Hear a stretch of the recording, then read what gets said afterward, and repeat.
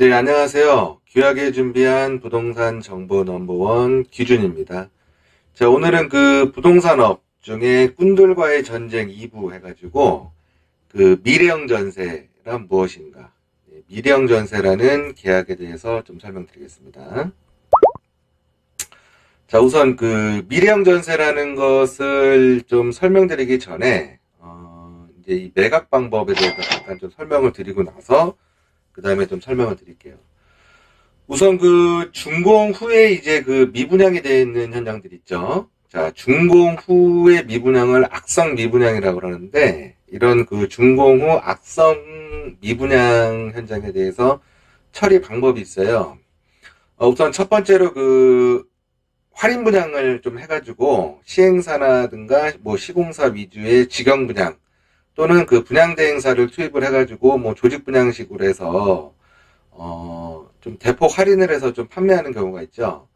일단은 뭐 이제 준공시까지 분양이 안 된다는 거는 뭐 지역적으로 열악한 부분도 있겠지만 사실 그 해당 지역 대비해서 분양가가 너무 높거나 아니면 수요자가 좀 없기 때문에 그 준공 후까지 미분양이 되는 경우가 많고 거의 제가 보기에는 90% 이상은 좀 분양가가 너무 비싸서 안 나가는 경우가 좀 많습니다. 그 다음에 뭐 경기가 안 좋아서 뭐 이렇게 시장 탓도 좀 있겠지만 대부분 좀 분양가가 주변 대비해서 너무 높아서 안 나가는 부분이 많기 때문에 이런 경우에는 대부분 좀 할인 분양을 하죠.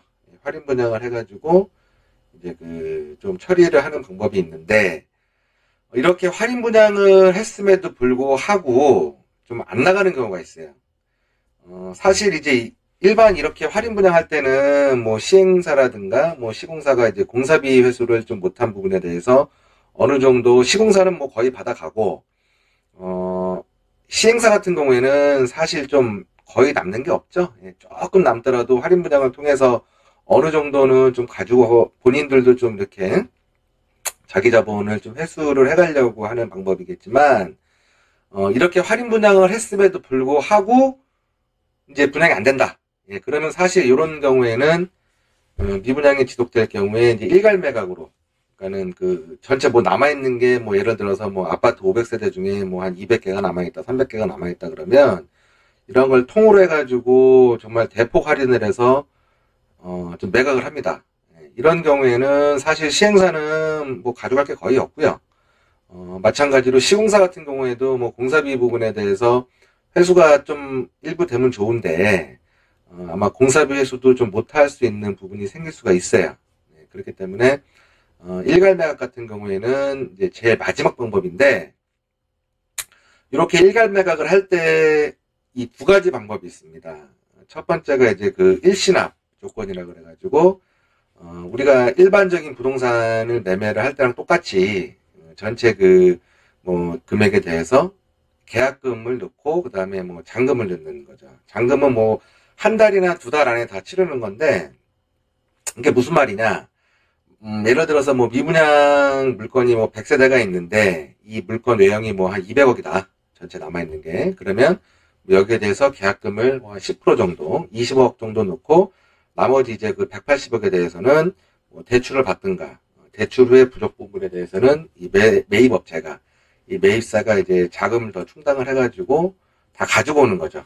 예, 근데 200억이라는 거는 실질적인 전체 이제 그 원분양가의 미분양 금액이 될 거고 가져오는 거는 뭐 30%든 40%든 싸게 한다 그러면은 그거에 맞는 거에 대해서 이제 또 계약금을 줄 수가 있습니다. 그러니까 예를 들면 뭐 200억 중에 예를 들어서 뭐 한 40% 할인했다. 그러면은 한 80억 정도 할인되는 거니까 한 120억 정도에 가지는 거겠죠, 업체는. 그러면 120억에 대한 뭐 10%, 그러면 12억 정도의 계약금을 넣고 나머지 부분은 뭐 대출하고 일부 부족한 거는 자기네 자본을 넣고 이렇게 가져와서 120억에 갖고 와서 뭐 본인들은 거기에 조금 더 이제 얹어가지고 뭐 150억에 팔게 되면 한 30억 정도 개입이 있잖아요. 네, 그런 부분이 이 매입사들의 이제 실질적인 그 이익금이 되는 거죠. 예, 그 분양 이익금이 되는 건데 이렇게 그 일시납으로 가져오는 경우가 있고 또 하나는 이제 매입형이라고 그래가지고 매입형 분양대행이라고도 표현을 하는데 계약금을 일부 넣고, 이런 방식은. 그 다음에 잔금 기간이 최소 6개월 이상, 6개월이든 8개월이든 이렇게 좀 잔금 기간을 잡습니다. 그러면 요 잔금 기간 사이에 무엇을 하냐면 이 매입사가 분양 영업 활동을 할 수가 있어요.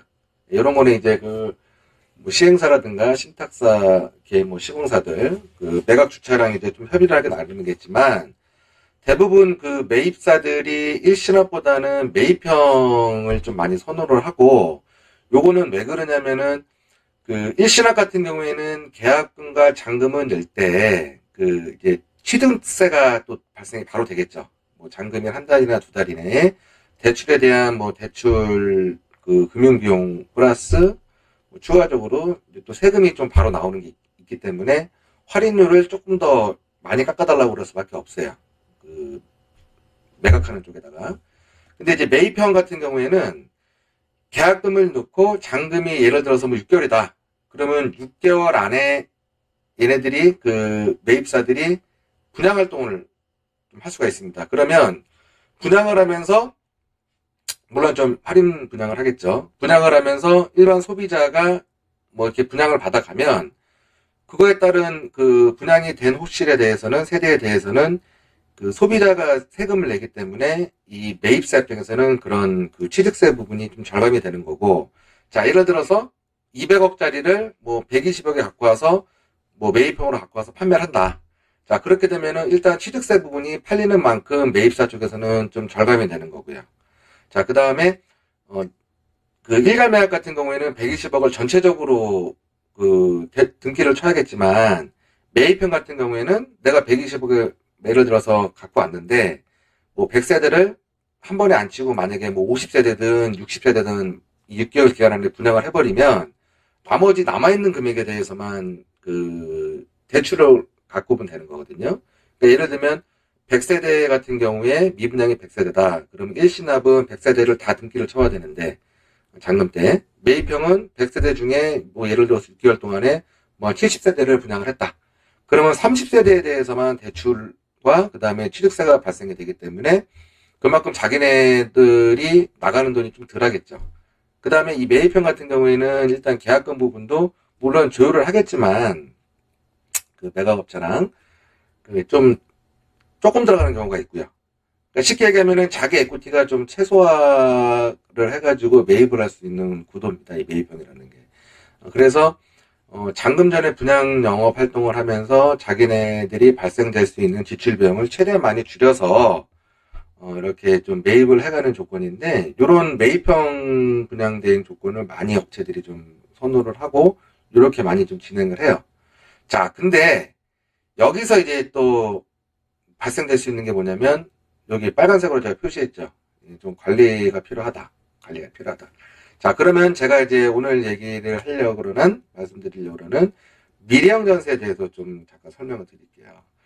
자, 요거는 제가 실질적으로 경험을 한 거고, 제가 기존에 시공사에 있으면서 제가 이제 여기 매각 담당을 실질적으로 진행을 하면서 제가 이런 상황을 발견을 해서 저는 제가 그때 이제 회사 참고인 자격을 해가지고 진짜 검찰 조사까지 와서 받았던 사람이에요. 물론 제가 이걸 발견을 하고 저희 법률 자문팀에다가 다 의뢰해서 뭐 저희 회사가 그 당시에 아무런 피해는 없는데, 이런 부분에 대해서 검찰 쪽에서 좀 조사를 하면서 좀 도와달라고 그래가지고 제가 이제 참고인 조사를 3번 갔다 오고 나서 검찰 쪽 수사하는데도 제가 많이 좀 도움을 줬고, 그러면서 저도 이런 분양기법에 대해서 그 당시에 알게 되면서 아직까지 이렇게 조금 실질적으로 경험을 했던 사례다 보니까 이런 걸 조심해야겠다라는 부분 때문에 지금은 이런 식으로 분양을 하면 안 되겠지만, 참고로 혹시라도 이 영상이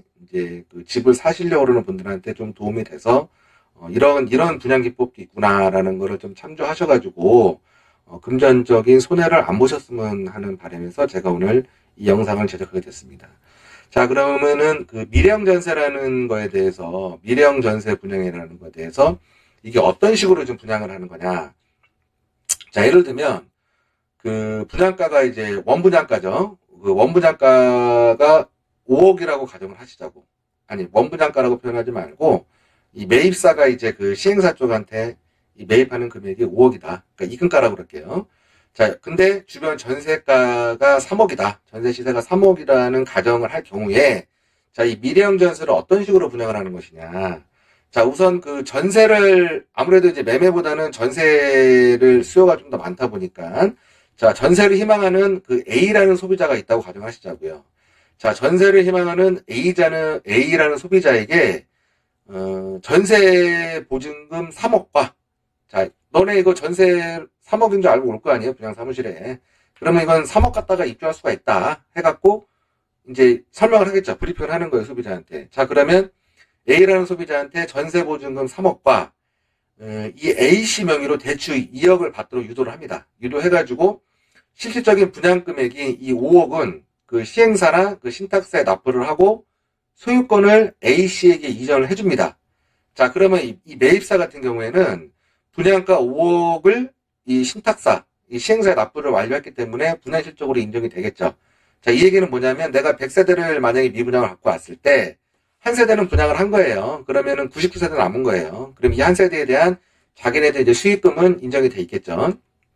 자, 그런 상태에서 이 매입사는 A씨가 그 보증금 3억 외에 A씨 명의로 대출 2억을 받았잖아요. 이 2억에 대한 전세기간 2년 동안의 이자 금액과 그 다음에 취득세를 A씨에게 지원해 주는 거예요. 간접 지원을 해서 할인해 줍니다. 자, 그러면 이 A라는 사람은 실질적으로 나는 만약에 이 전세를 얻으려고 3억 갖다가 분양사무실에 뭐 가능하다고 해서 왔는데, 실질적으로 A씨는 이 3억이란 금액으로 입주도 하고 소유권도 이전을 합니다. 언제까지? 이 전세 기간까지. 그러니까는 나는 집을 사러 온 게 아니라 전세를 3억을 주고 알아보러 왔는데 대출을 2억을 받아가지고 2년 동안의 이자도 이 매각사가 지원해주고 취득세도 지원을 하다 보니까 A씨는 실질적인 전세금 3억으로 입주를 한 거예요. 자, 그 다음에 이 상태에서 이 세 번째가 중요해요. 세 번째가. 자, 2년 후에 자, 이 A씨가 분양받은 이 집이 미래형 전세로 계약한 이 집이 분양가 하락 등으로 해가지고 내가 5억에 이걸 했는데 분양 계약을 하고 전세급 3억 주고 들어왔는데 대출 2억 받고 이게 만약에 4억 5천 됐어요. 그래서 하락 등으로 해가지고 내가 손해볼 것 같아. 그러면 이거를 환매를 요구하는 거예요. 이 매입사한테. 나 이거 다시 환매해줘. 그렇게 되면 이 매입사는 당초 분양가 5억으로 재매입을 추진해주는 조건입니다. 재매입을 추진해주는 조건이에요. 자, 이 조건으로만 보면 이거 전세 3억 알아본다고 전세 분양이라고 해놓고 광고해놓고 와서 봤더니 이런 식으로 미래형 전세라 그래가지고 소비자한테 너 전세 원래 3억 갖다 들어오려고 했잖아. 그래갖고 이런 거 다 지원해줄 테니까 너는 실질적으로 전세금 3억만 있으면은 이 집을 네가 들어와 살 수 있으니 그렇게 하고, 자, 그거 네가 대출받은 2억에 대해서는 우리가 2년 동안 이자 지원해주고 취득세도 우리가 줄게. 너는 네 말대로 3억만 갖고 들어와. 그리고 2년 뒤에 당신이 만약에 이 집값이 떨어졌어. 그래서 만약에 나갈 것 같으면 우리가 다시 매입을 해줘서 너 전세금은 다 돌려주고 너 대출금까지도 우리가 다 당초 분양가로 5억으로 매입을 해가지고 돌려줄게. 그렇게 되면은 이 들어온 사람은 실질적으로 3억 갖다가만 3억만 있으면 되는 거기 때문에 정말 좋은 조건이잖아요. 누가 봐도. 호가수밖에 없어요. 이런 분양 조건이. 자, 근데 이게 이제 문제가 터진 거야, 이게 이제 문제가 터진 게, 그로부터 2년 뒤에 이제 문제가 터졌겠죠. 이 당시에는 못했다가. 참고로 이 당시에는 이제 여기 문제점이라는 거를 제가 좀 풀어서 말씀드리면, 저희 입장에서는 그 시행사라든가, 그러니까 신탁사 명의로 발부되는 정상적인 분양계약서 있죠. 우리랑 체결하는 정상적인 분양계약서를 발부를 우리는 했어요. 자, 근데 이 매입사가 그 시공사라든가 시행사, 이 신탁사 명의의 그 정상적인 계약서 외에 본인들이 이 매각층 몰래 A씨와 별도의 미래형 전세 계약서를 작성을 한 겁니다. 이게 문제가 된 거예요, 이게 아주 비정상적이거든, 이게. 어떻게 보면 이면 계약이거든요. 자, 그러면 이게 무슨 말이냐. 이 매입사는 아직 잔금 6개월이 안 됐어요. 그러니까 계약을 하고 6개월 뒤에 본인들은 이제 우리한테 시행사든 시공사한테 매각주체한테 물권 관리자한테 쉽게 얘기하면은 그 잔금을 지네들은 6개월 뒤에 다 치고 이제 등기를 받아간다고 계약은 했지만 현재까지 물권 권리자가 아니잖아요, 이 사람들이. 예. 매입형 분양 대행 조건으로 해서 쉽게 얘기하면 대행사거든요. 근데 그리고 6개월 뒤에 가져가는 업체지 아직까지는 물권 권리자가 아니거든. 그럼 이런 물권 권리자가 아닌 매입사에서 별도의 계약서를 자기네들이 발행을 해서 이거를 매입을 하겠다고 이분들하고 이 A씨와 A씨 외에 이제 이런 식으로 분양받는 분들하고 계약을 했다는 것 자체가 잘못됐다는 거죠, 이게. 예, 그래서 이 부분을 제가 예전에 이제 그 있을 때 찾아내서 그 당시에 제 기억으로 한 17명인가 18분이 이제 이런 식으로 계약을 했길래 제가 다 부르라 그랬어요. 불러서 우리 회사하고는 그 당시 이제 제가 다닌 시공사하고는 아무런 관련이 없다. 이거는 잘못된 거다. 그래서 해지를 다 해라. 우리는 나중에 책임을 못 진다라 그래가지고 이 당시 한 절반은 해지해서 나가고 이런 계약은 잘못됐다 해제 나가고 나머지 분들은 뭐 또 이 매입사가 어떻게 얘기했는지 모르겠지만 뭐 매입사랑 그대로 계약을 진행을 한 것 같아요. 한 것 같은데 요 부분이 나중에 이제 실질적으로 문제가 돼서 이분들이 이제 고소고발을 한 거죠. 검찰 쪽에다가 직접. 이 당시에 특수부에서 좀 조사를 했었어요. 제가 알기로는 뭐 이렇게 구속까지는 아니고 이 업체가 이제 그 집행유예로 해가지고 이게 좀 나온 것 같은데 제가 증인출석도 가서 이거는 좀 잘 알아요. 그래서 요거는 이렇게 별도로 이 매각사 쪽과 별도의 임명계약서까지가 나간 거는 잘못된 거다라는 거고 이게 또 하나 가지 문제가 뭐냐면 자 미래형전세라 그래가지고 이 정상적인 분양계약서 외에 이렇게 전세계약서를 별도로 작성을 했잖아요. 이 매입사랑. 자, 요거는 사실 A씨 앞으로 이미 소유권이 넘어갔지 않습니까? 그죠? 그러니까 이게 말장난하는 거거든, 업체에서. 응? 이거는 이미 A씨 앞으로 소유권이 넘어갔어요. 5억짜리 처음에 뭐 마련 전세보증금이지 사실 3억에다가 거기에 대출 2억 받아가지고 등기까지 본인 앞으로 다 가져갔는데 이게 어떻게 전세입니까? 매매지. 자, 그러면 매매가 된 거지만 이거를 뭐 미래형 전세를 해가지고 말장난한 거죠. 예, 그런 식으로 해가지고 환매 조건부로 이 매입사와 A씨 간의 별도의 전세계약서를 작성을 해서 이거를 갖다가 뭐 2년 있다가 전세계약금 2년 있다가 우리가 다시 뭐 이렇게 환매 조건부로 네가 원하면 다시 사줄게라는 것 자체가 이미 A씨 앞으로 소유권이 완료가 됐기 때문에 이게 참 말이 안 되는 이게 분양 조건이죠. 그렇죠? 자, 그래서 이 과거에 사실 이제 이 브랜드가 있는 일군 건설사들 있죠. 총 큰 대형 건설사들이 뭐 환매 조건부 형태로 해가지고 분양했던 방식은 있어요. 뭐 살아보고 결정해라. 뭐 그다음 2년 있다, 3년 있다 살아보고 그때 가서 네가 마음에 안 들면 돌려주겠다라는 식으로 해가지고 뭐 이제 대형 건설사들이 한 적은 있는데 대형 건설사들이야 뭐 현장에 한두 개가 있는 게 아니라 뭐 수십 개 있으면서 그 현장에 대해서 그 시기에 맞춰가지고 자기네 그 자금 유동에 따라서 이렇게 했었을 경우는 있어요. 뭐 2년 뒤에 3년 뒤에 뭐 부동산 시장이 좋아져가지고 사실 그 당시 분양가보다 금액이 더 올라가면은 환매 조건을 이렇게 요청하는 고객은 별로 없을 거 아닙니까? 그러니까 그런 것들을 예상을 해가지고 뭐 일본 대기업들에서 이렇게 일부 했었던 경험이 있는데 사실은 이게 나중에 2, 3년 뒤에 만약에 뭐 부동산 시장이 더 죽었다. 그러면 결국 이게 부메랑이거든요. 그래서 지금은 이제 이런 조건은 안 하는 것 같은데, 예전에는 뭐 2009년도, 뭐 2000년대 한 10년 뭐 전후로 해갖고는 이런 것들이 좀 했었던 경우가 있어요. 이렇게. 근데 일군 대형 건설사도 아니고 그 소금업체라든가 이 개인들의 이 환매 조건부 분양은 분명히 추후에 문제가 발생될 수 있습니다.